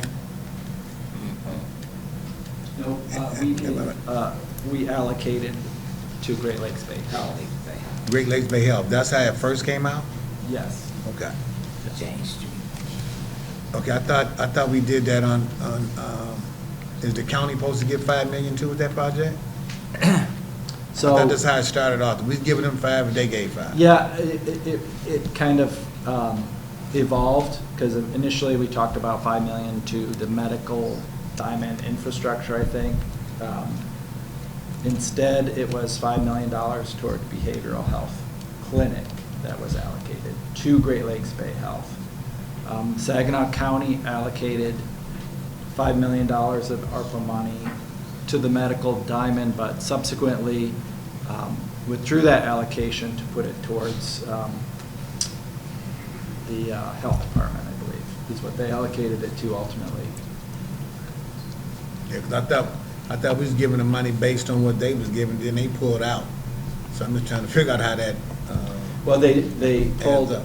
they didn't provide ARPA funding to the general project, which we didn't do that either to infrastructure, but they're still planning on spending it in the medical diamond for health services. And if you look at the broader medical diamond concept, and I think we had this on a lot of our presentations, actually it goes from the Dow to the 2 hospitals to the Y. So it's a big area. You know, we tend to conflate this 2-block area as the medical diamond, but really we're looking at investment in that big area. And I know Councilwoman Hammond and I talked about this, and we're seeing, I think, investment already that may not have come without this discussion. We have TriStar Trust building down there, which is in the medical diamond. It's a block farther than this 2-block area that we talked about. There have been some subsequent plans for the next lot next to there, I think that Cassie and her team are working on. It does say it's listed for sale, but there are some plans to build there. I'm not sure if it's gone to the Planning Commission, but and it extends to both sides of the river. One more question. Yes. The area by the YMCA, I think it's overflow by the Wicks Park Drive, that area that looks like what it looked like. It looks terrible. Can anything be developed on that area? It's, that property was donated, go into my memory, but it's donated to the city, I believe, for water or streets. And I think the way that it lies, I don't know if it's developable property. There's some infrastructure under there, is that right, Phil? And Phil and Mike are both nodding. South of the Y, or? I think Kitty Yes, it'd be Corner. south of the Y. Yeah. South of where the Wicks Park used, where the Big Brother's office used to be at. Yeah, on that same side, Phil, across from the trail. Yeah. That's a very low area. They won't get my signature I don't on know if it's in nothing. the 100-year floodplain, so you have floodplain restrictions on that, so Nice, huh? it'd be very minimal to what you could develop in there. Okay, I'm just saying, I've been there 60-some years, I ain't seen no flood over there yet. So I'm just curious, you know, it's not We can't developable. really anymore because we get our equipment stuck in there, we can't even get in there and maintain it. So if you notice now, we're kind of like, if it's the area I'm thinking, the southeast corner over there, it's Right across from where the Big Brother's office was. It'd be south of the Big Brother's office. yeah. Okay. Ma'am? In the summertime, if you go out there and walk it, you hear the squish. So it's wet. You hear the water, like it don't go down. You don't even see nobody walking. Madam Mayor, Yes. Thank you. thank you. I just want to be clear that I understand what's, Talk loud. yeah, what we're talking, I'm trying to, my voice is a little raspy. I'm trying to understand that, so we want to make a vote later on in the agenda about, I'm just trying to understand what we're, about city council. I think generally, I'm just trying to, can you explain that a little bit Yeah, better for yeah. me? Because I'm not, because Yeah. right now I'm having difficulty understanding, because what I'm understanding is, because what I heard is that CMU is not, hasn't been invested or haven't, because CMU has been in our community and they have been invested in this community. And, you know, I'm not understanding. And what they have said they were going to bring to the table is obviously not on the table right now, right? That has changed, correct? As far as the medical diamond and what they brought initially to the table. No, it's the same facility. It's Okay. just, Not as it's in, projected as it's across the street from it's- where we It's going to be different originally than what wanted is. to. Okay, so that's the issue at hand, correct? No, I think the general issue is they're coming, they're bringing the same number of students. I think actually they probably will, and I don't want to speak for anyone else, but I think that they will look at potentially bringing more. They're bringing all their faculty, so I think the point from council is staff and I can work with them on, okay, I'm this sorry, you said the infrastructure. point from council, what do you mean come from all of us? Yes, I'll get to that. Oh, So for okay. staff, we will work with them on infrastructure and different things like that. I think they would like to see that council is engaged in the project and is interested in being of assistance if necessary. So they've worked with staff, their administration has worked with staff and others. There hasn't been a lot of interaction between our elected officials and their appointed board. So I think that's kind of the point, is just extending that invitation to meet with council members and to offer help from the city in other aspects beyond just the infrastructure work and the planning.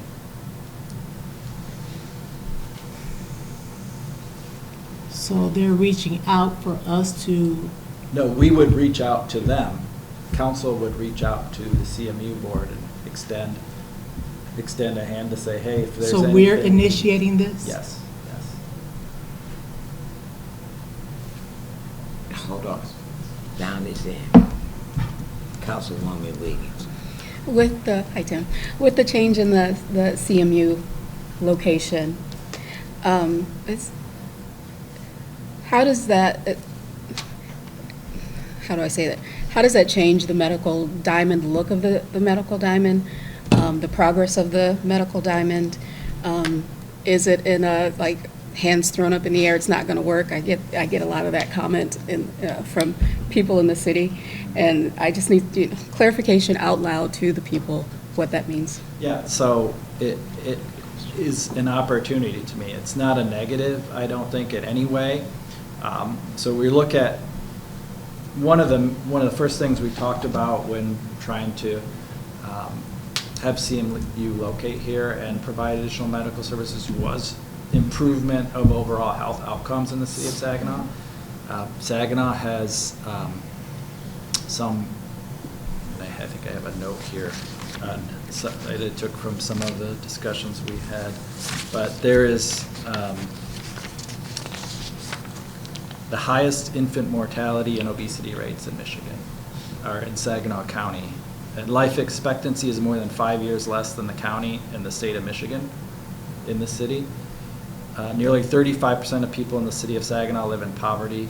Community's vision is, this is what I took from some of the discussion that when we first started talking about this, community's vision is to support the collaboration of experts in medical education and healthcare services to improve access to healthcare and provide a learning environment for future medical professionals. So the benefit is still there. They're training the health professionals in the city. So it might look a little bit different, but that's an opportunity because there was so much interest in the medical diamond that frankly we didn't know if we had enough space for everybody who wanted to be there. So this is additional space there that I was contacted about the day that CMU made the announcement. So I think we'll see additional projects there from our other health education partners that are going to be very beneficial.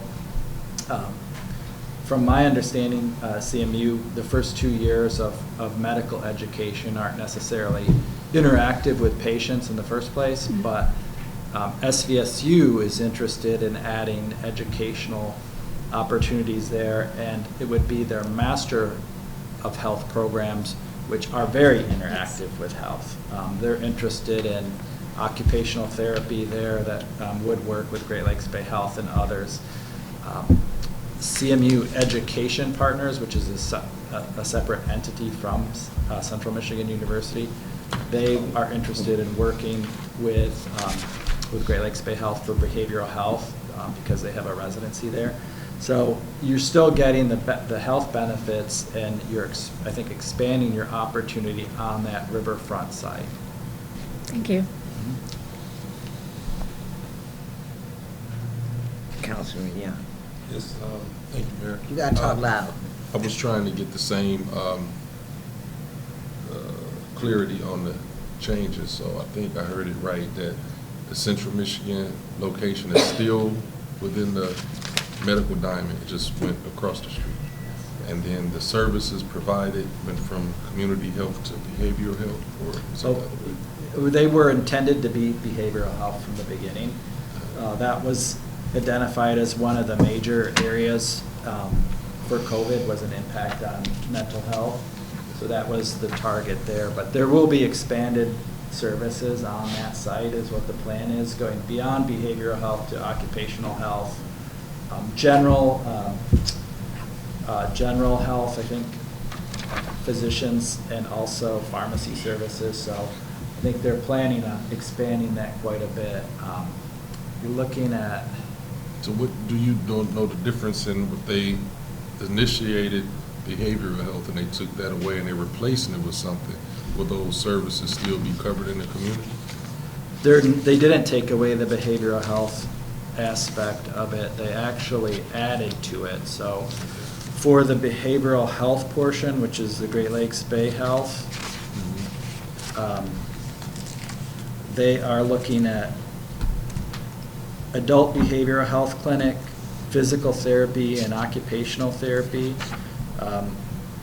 Hopefully working with SVSU occupational health or occupational therapy students and faculty.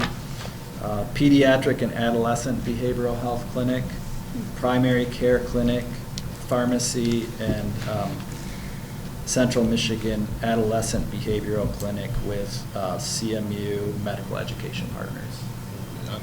Just on that piece there, so the name of the type of health services provided didn't take anything away, it just was changing what it was called on paper, but we still get the same benefit from it coming into the community. Yes, okay. Yes, yeah. And more benefit, expanding it, which is good. Okay, that was what it was. Thank you. Councilman Oster. Thanks, Mayor. And I like what the conversation that we're having right here too, because we're not losing anything. And I think if you look at, we're going to open up a section of the road or the street where something else can go, and I think even expand more. The project too in the beginning was projected to bring close to 1,500 jobs just to that area as well. And then, like we've talked about tonight, housing, students, professors, everybody that's got to either relocate maybe that would come over here. So with any, here I go, Jane Jacobs again, right? The urban development. Anytime you develop your city, you've got to start from the core again, like we have to because we've lost so much. It's going to create those demands for services, demands for goods, demands for housing, rents, and different things. So thanks, Tim, for filling us in, because I think that was a misinterpretation that I was hearing in the community. Things are still the same.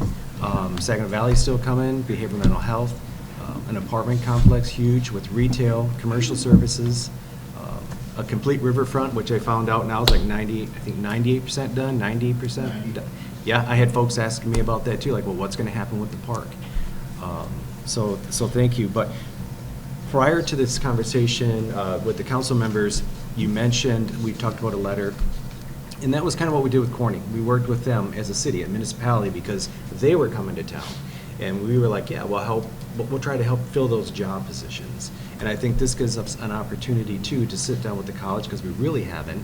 And that way because we have 9 people here with 9 different ideas.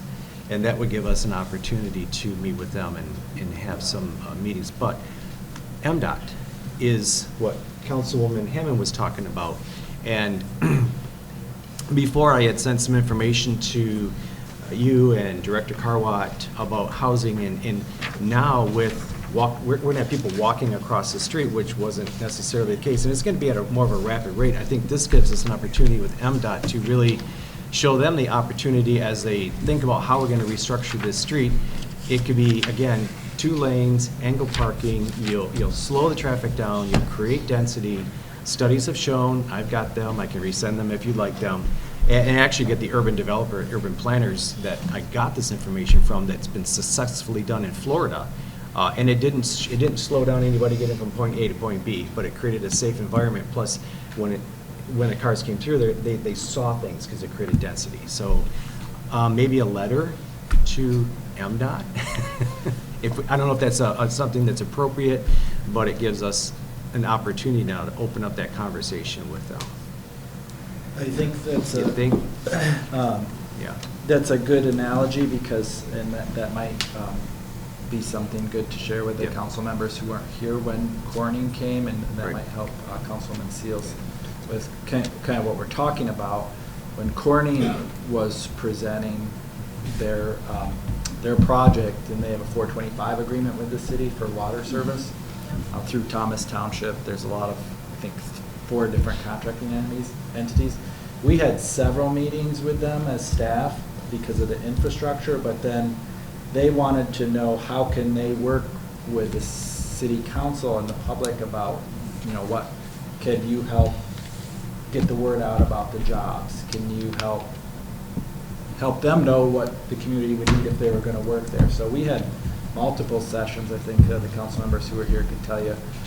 We set up different times for them to meet with the administration at Corning, and I would envision the same thing. Whether we're there at that point with CMU, I don't know, and that's kind of, we would have to rely on them for communicating that. But just to reach out and say, hey, we're here if you want to talk about some of these services.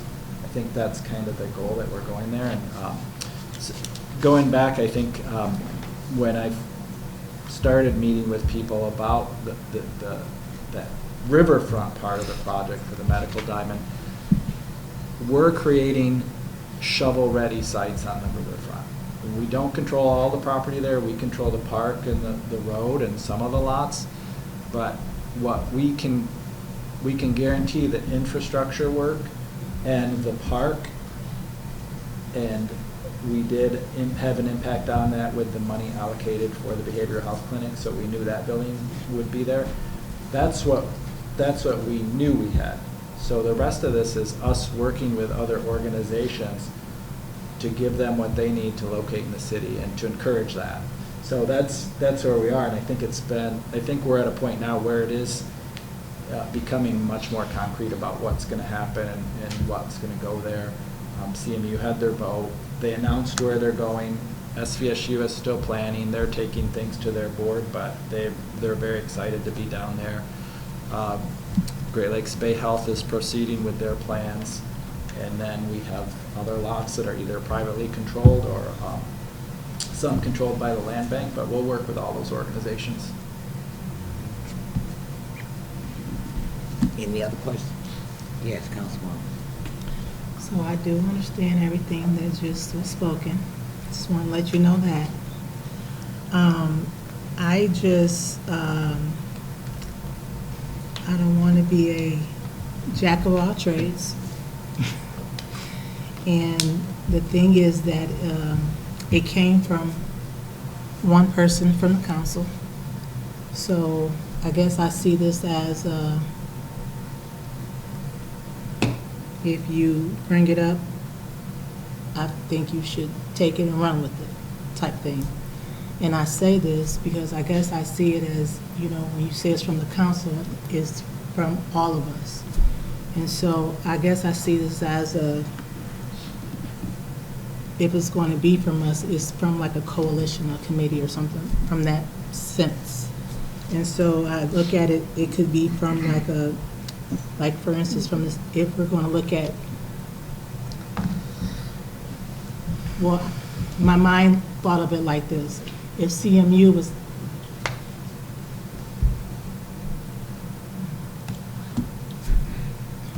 okay, CMU, so Ms. Councilwoman Hammond says, let's reach out to CMU. We want a partnership with CMU. Well, have we partnership with My Michigan? Have we partnership with SVSU? So what's going to happen when we want a partnership with other entities or other downtown developments or other riverfront new developments. So why not bring them all together and make a coalition of like the city county school liaison? Why not make a coalition of these groups when we all can sit down and talk together as one, like we do the city county school liaison? Let's bring us all together into one particular group. Why spend time speaking with one when we could bring us all together into one group? So instead of doing it like that, I'm just saying why we could kill, 5 birds with one stone and bring together a coalition. So we could bring together My Michigan, bring together everyone that's coming downtown and make this into a particular downtown development group or a riverfront group and all the new organizations that's coming down to the new site. So I guess that's how I was looking at it, so that we don't have to, build a relationship with CMU and then start building a relationship with SBSU when we have these same conversations with CMU, SBSU, whoever else comes downtown. We can have these conversations all at the same time and starting those relationships from the beginning. You don't have to reinvent the wheel with, SBSU when they come on the scene or wherever else is going to come on the scene. So I guess I was looking at it from that perspective, saying, why start from ground one or ground zero with, the new entities? I can understand that. I think for a big group like that does exist. The Downtown Saginaw Association meets. Exactly. They meet monthly. I think it's monthly, right, Cassie? They meet monthly, and the downtown organizations attend that, and they talk about different matters. I do think this is a little bit more directed, just because it's a bunch of new students, a bunch of faculty that potentially are coming, and that's something that CMU is working through. They would have different needs than SVSU because SVSU faculty are already here. You're talking about professors that are in Mount Pleasant now that will be teaching in Saginaw and however many in a few years. So they do have different needs, and I don't think it's a negative to reach out to them, and I think it should come from all of council because you should speak as a group. But this would be something new. It would be something. Yeah. This would be a new entity, a new type of something that we could create.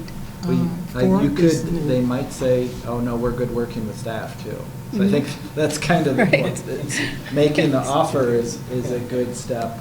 But they may say, "No, we have this relationship with Phil and his staff already, so we're good with that. We'll provide you information through that." So I think the offer is important to make, so they know their new entity. They're at least the first 2 years, the new administration.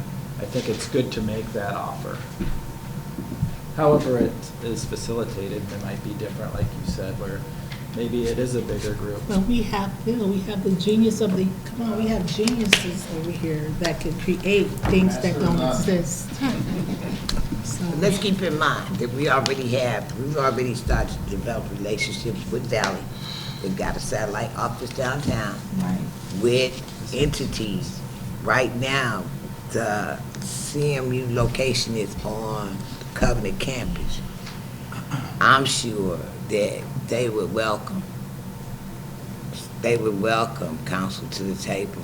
So let's take one step at a time. The biggest concern that we got is the medical diamond and actually CMU going up. So we need to focus on one thing at a time. We've got relationships. We might need to rekindle them, but it wouldn't be any difference to me than when Dow came and said we got jobs. And that's my whole thing. Any other questions? We got entities in here, Any other questions? Yes. Well, I think we could be more efficient just being specific. We reach out to Central Michigan.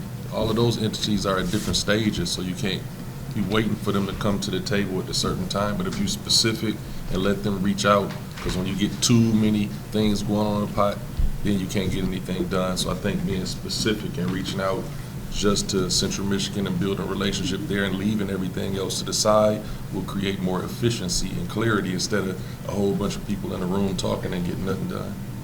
That's all. Anybody else? Yes.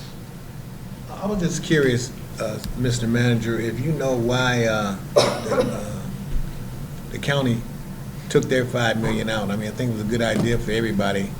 I'm just curious to know why would they take their money out at this? And Yes, so our discussion with them was related to their funding for county health department. So we were not going to build the health department, obviously. The allocation was to the city. And so we did meet with them. And if their intent, I think their intent was to utilize that for the health department, we did agree that it would be better for them to manage that project than the city. so they're gonna go along with the medical building, I mean, with their own Yeah. behavior thing. Yep. I would recommend talking to a county board member. Okay, I thought maybe you already been talking to him, but I will talk to him. Yeah. I'll get talking with him. Thank you. Any other questions? No other questions for Mr. Manager, Madam Clerk? On to the consent agenda. The agenda has been available at City Hall and on the city webpage. I need a motion to approve consent agenda leaving room for exceptions. Second. It's been moved and second. Do I have any exceptions? No exceptions. That was fast. All those in favor signify by saying aye. Aye. All those opposed, nay. Madam Clerk, On to board, commission, and committee reports. do we have any boards or any boards that are related to the city that anybody would like to report out on? Madam Clerk, On to appointment of board, commission, and committee members. I need a motion to approve 1 through 5, leaving room for exceptions. So moved. It's been moved and supported. Is there any exceptions? Hearing none.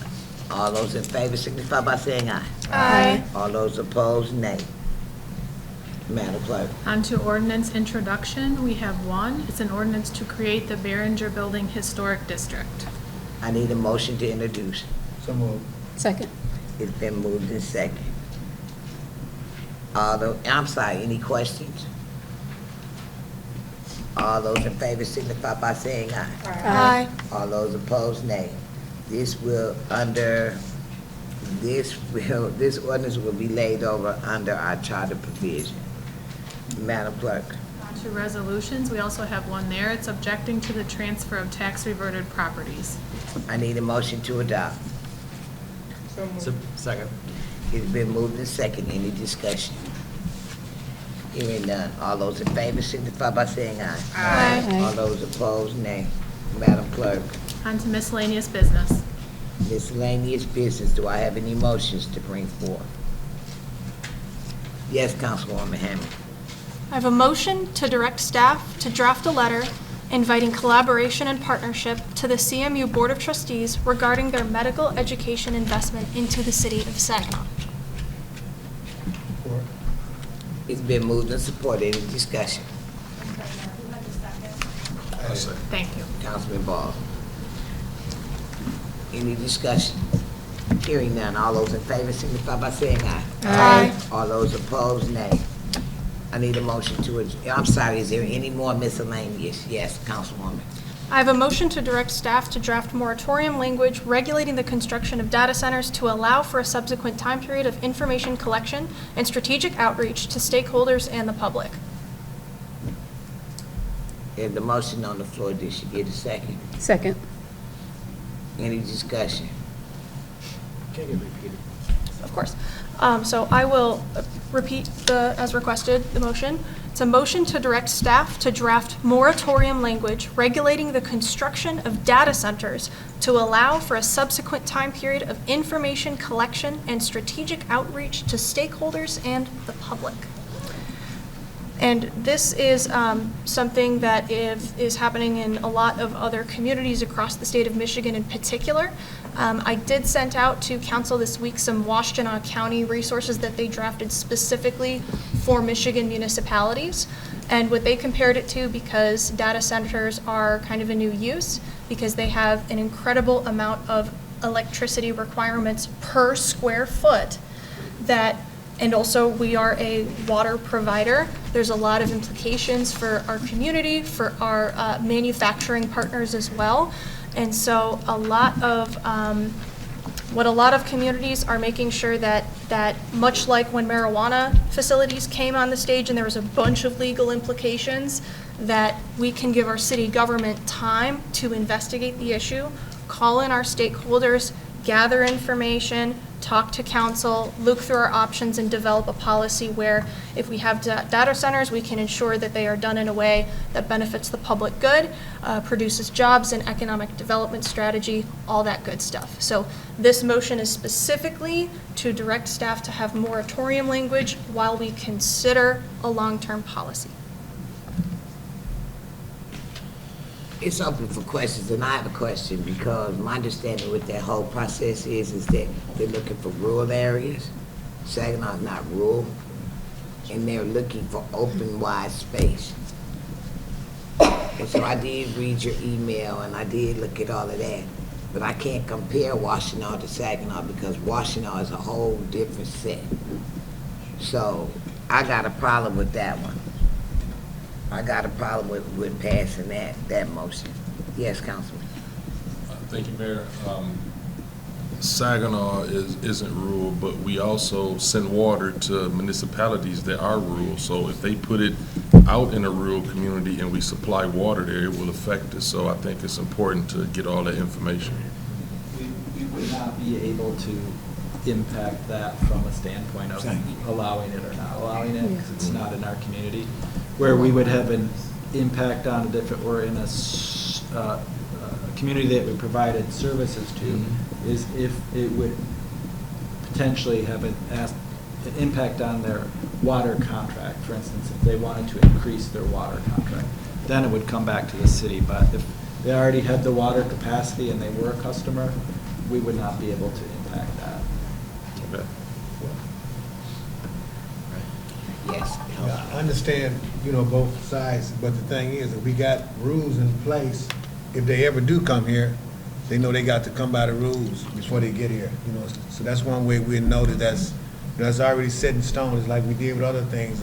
Saginaw is a community shovel-ready place for certain other things. And if these people come, we be shovel-ready for them too.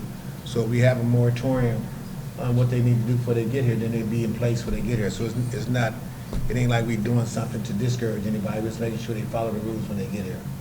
So I support that. Okay, any more questions? Yes. It's the word moratorium that's getting me. Because you're putting a halt on something that doesn't exist. There's no problem for it to exist, and therefore the moratorium can actually get us into a legal situation. No? Yeah. It's the same thing when we were asked to cap put a moratorium on cannabis. There's nothing that exists, and then if you put a moratorium on, it's only for like a year, but normally there's a problem. And I don't have enough information on it. I can understand that communities around us, if they wanted to do it, yeah, then it's just like building a plant where we had to look at how to supply water out to that area. But I don't see where you would put a data center in the city of Saginaw. These things are huge. So I've had a hard time with it. It's too new for me. I don't have data. I have nothing to go off of. I'm done. Councilwoman. Thank you. So I appreciate your comments and concerns, Councilman Ostash, and I agree with you. However, this motion is to direct staff to draft moratorium language. We're not passing a moratorium. So what if your concerns are, we can have those discussions before we consider a moratorium. And again, a moratorium, like with marijuana, when we pass it, we can also have a deadline for it. When we pass that moratorium, to say it's going to be temporary, this is when we're going to have our concrete policy. And to the mayor's point about seeing data centers in the city, there are data centers coming to cities. Lansing right now, they also have their own municipal regulated electricity authority. And the city of Lansing is getting data centers right now. Like they are in the approvals process. And I think that giving our staff the tools that they need to develop policy where we see potential issues or where we see potential opportunities is the best way to prepare and the best way to be both development friendly and also friendly to our stakeholders that are invested in the city and for the public. I don't disagree. My problem is that we've got stuff in place for a lot of things right now. We've got staff that's been monitoring this for a while, maybe because they haven't told you that they're doing it. We've got people that stay up on the rules and regulations of what's going on in the city. For me, it's a no vote. I can't speak for anybody else. It's a no vote. The staff is already doing stuff. And so now we want to add some more. When the word moratorium, that really is a no-no for me. So I guess maybe it does have to do with the word moratorium in it. But for me, my answer is no. I'd like to call for the vote. All those in favor? Oh, I need a second for call for the vote. Second. It's been moved in second. No more discussion. All those in favor signify by aye. Aye. All those opposed, nay. Nay. Did you run that together? We're calling the question. Yeah, we did. So let's go back. Call for the motion. It's all by itself. All those in favor calling for the motion? Aye. All those opposed? Nay. Go back to the regular. Now You you're to got the, one for nay. now you're to the motion. Did you Now wanna- we're to the motion. Yep. The motion is to have the staff draft up. We're calling for the vote. All those in favor? I have a point of order. I would like to clarify the vote that we just took was a motion to call the question. Right. So if we have to do, I believe, a roll call vote if there are any nays to call the question, and then if there are significant nays, we have to go back into discussion. So I just want to be clear that we're following the procedures. I have a point of information. That's why I asked her if she ran it together, because I She think ran it together. there was not a Well, nay you- on the call the question. I think they were saying nay for what they thought was the motion. Great. So I have a point of information. Recently, on called questions at the table, I went back and did some research. Robert's Rules of Order says we don't have to take a vote. Once the question is called, we vote on the motion that's on the floor. It's true. Repeat that one time. So, we've had the call the question quite a few times here at the table this year. I did some research on Robert's Rules of Orders. If a council member calls the question, there's no vote.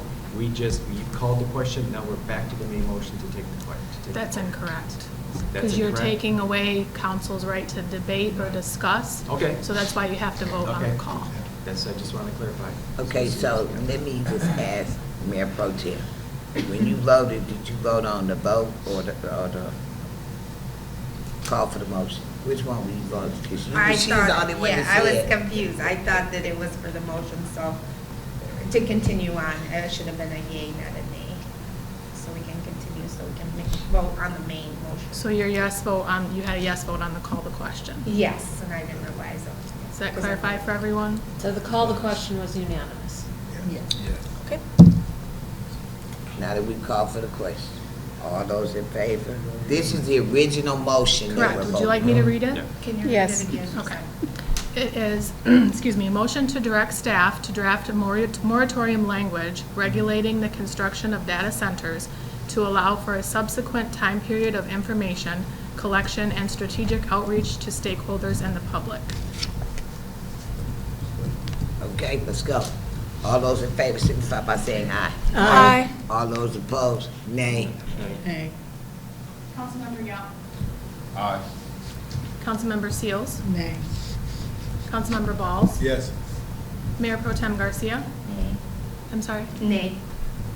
Councilmember Ostash. Nay. Councilmember Braddock. Yay. Councilmember Wiggins. Aye. Councilmember Hammond. Aye. And Mayor Moore. Nay. You have 5 yes and 4 no. That motion is approved. You are still under miscellaneous business. Do we have any more motions on the floor? Motion to adjourn. Second. All those in favor signify by saying aye. Aye. Aye. Happy holiday.